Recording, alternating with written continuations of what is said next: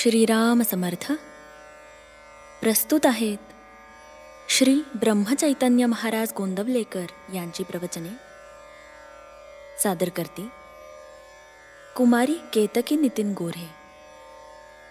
प्रवचन क्रमांक 127. स्वार्थ आवरल्याने परस्पर प्रेम वाढते. परस्परात प्रेम वाढवण्यासाठी काही गोष्टी आवश्यक आहेत. एक बारीक सारीक गोष्टीकडे दुर्लक्ष करून प्रत्येकाच्या स्वभावाला थोडी थोडी सवलत ठेवावी, म्हणजे द्वेष वाटणार नाही. दुसरी, सर्वांना प्रेमाची अशी जी एक जागा असेल त्याकडे दृष्टी ठेवावी.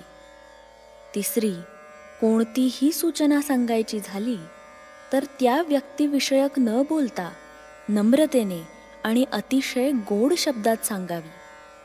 चौथी, अत्यंत महत्त्वाची गोष्ट, जी मध्ये या सर्वांचा बऱ्याच प्रमाणात अंतर्भाव होतो, अशी बाब म्हणजेच स्वार्थाला आळा घालणे. म्हणजे मी स्वतः जितका माझ्याकरिता आहे असे वाटते त्यापेक्षा जास्त मी दुसऱ्यांकरिता आहे असे वाटणे होय.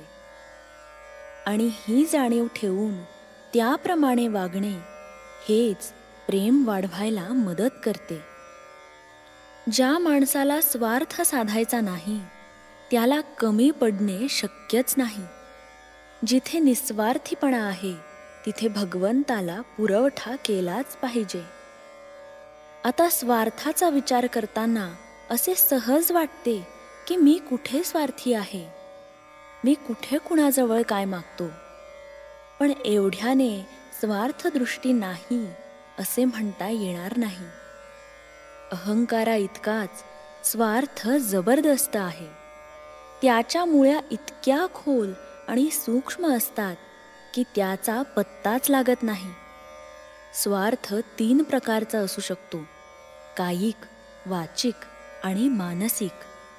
देहाला दुसऱ्या निमित्त कष्ट न होईल इतक्या काळजीने वागणे हा कायिक स्वार्थ म्हणतात. माझ्या बोलण्याला सर्वांनी मान डोलवावी, मी कुणाला काही कमी जास्त बोललो तरी ते त्याने निमूटपणे सहन करावे, अशा तऱ्हेच्या वृत्तीला वाचिक स्वार्थ म्हणता येईल. आणि माझ्या मताप्रमाणेच सगळ्यांनी वागावे, माझे विचार बरोबर आहेत अशी जाणीव इतरांनी ठेवावी, अशा तऱ्हेची आपली इच्छा, त्याला मानसिक स्वार्थ म्हणता येईल. आता मी माझ्याकरिता जितका असेन त्याहून जास्त मी दुसऱ्यांकरिता आहे असा विचार केला तर असे दिसून येईल की मी जेवढी मला स्वतःला सवड ठेवतो तेवढीच किंवा त्याच्याहून थोडी जास्त सवड दुसऱ्याला ठेवणे जरूर आहे. म्हणजेच जे दुसऱ्याने आपल्या बाबतीत करणे आपल्याला बरे वाटत नाही ते आपण दुसऱ्याच्या बाबतीत न करणे, आणि त्याच्याच उलट जे दुसऱ्याने आपल्याला केले तर बरे वाटेल तेच आपण दुसऱ्याच्या बाबतीत करणे, हेच सर्वाचे सार आहे आणि हाच धर्म आहे. आपण जगावर प्रेम केल्याशिवाय परत प्रेम मिळणार नाही. आपण पुष्कळांवर प्रेम केले तर आपण एकटेच त्यांचे करतो, पण प्रसंगाला ते सर्व आपल्याला मदत करतात. जो पुष्कळांचा झाला तोच भगवंताचा झाला असे समजावे.